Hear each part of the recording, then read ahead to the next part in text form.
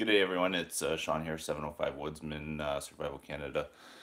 Um, Decided to go live actually halfway through my process. We have a survival course coming up, events survival course coming up next week, following week, in North Bay, where we're going to be going out in the bush and training some of our finest RCMP officers.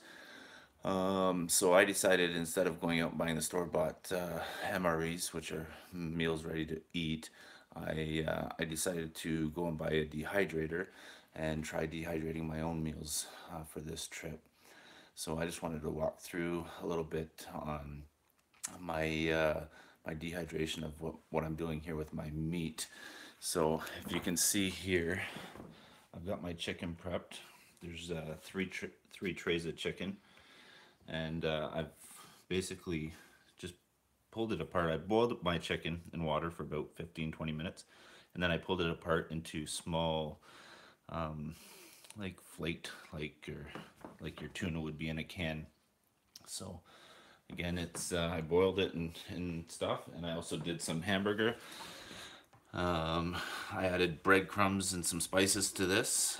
The reason I added breadcrumbs to it was because it'll help with the rehydration process out in the field when I add water to it. And so Canadian Tire had these on sale, the Salton Vita Pro. I picked this up. I know it's in reverse here, sorry, but the letters. But it was on sale for 44 bucks, so I decided, hey, let's give this a try. So this is my first attempt at dehydrating some meat. I've also prepped some beef. Had that in the fridge marinating overnight. This one here's a mixture of Diana barbecue sauce, honey, and salt and pepper. So I've had that marinating in that.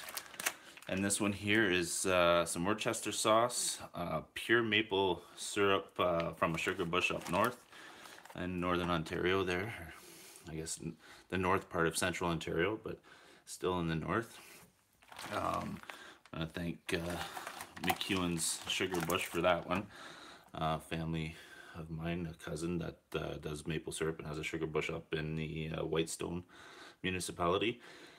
So anyways, wanted to go live here, share this with you guys, a little bit of the process on dehydrating the meat. I'll go live again when it's done, and do up another video here to show show what it's like and the texture when it's done, and maybe try out the beef jerky I'm gonna make here out of the beef roast that I've sliced up and marinated.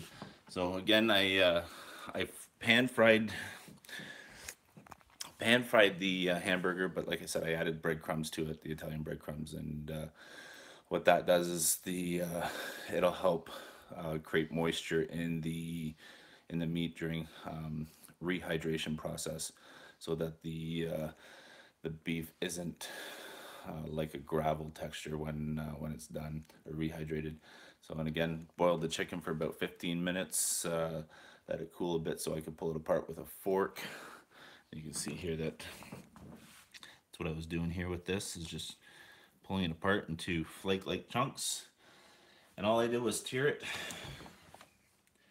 into different trays. I got 3 trays of chicken, I got 2 trays of my beef, and I'm gonna put this on the dehydrator and see how it goes. So hopefully it goes well, that I don't have to go out to the store and spend more money on the store-bought MREs. But stay tuned. I'll be uploading another video on the finished process and what meals I've decided to make with these. I'm out in the bush for a week. Our students are out for 4 days. I go out ahead of time and set up the training site and make sure we're not flooded out and that there's enough resources to teach shelter building and such. And I set my emergency shelter up to show ahead of time, so I'm not wasting time during course. But I also instruct them on how to build their shelters, which they'll be sleeping in, so they get the shelter building experience hands-on after watching or seeing how we've done ours. So I set up my snares. I go out and navigate the area for our, here, let me get some light in here, for our navigation map and compass course that we go on. And anyways, it's stay tuned. I'm gonna get back to this, and hope you guys enjoy this and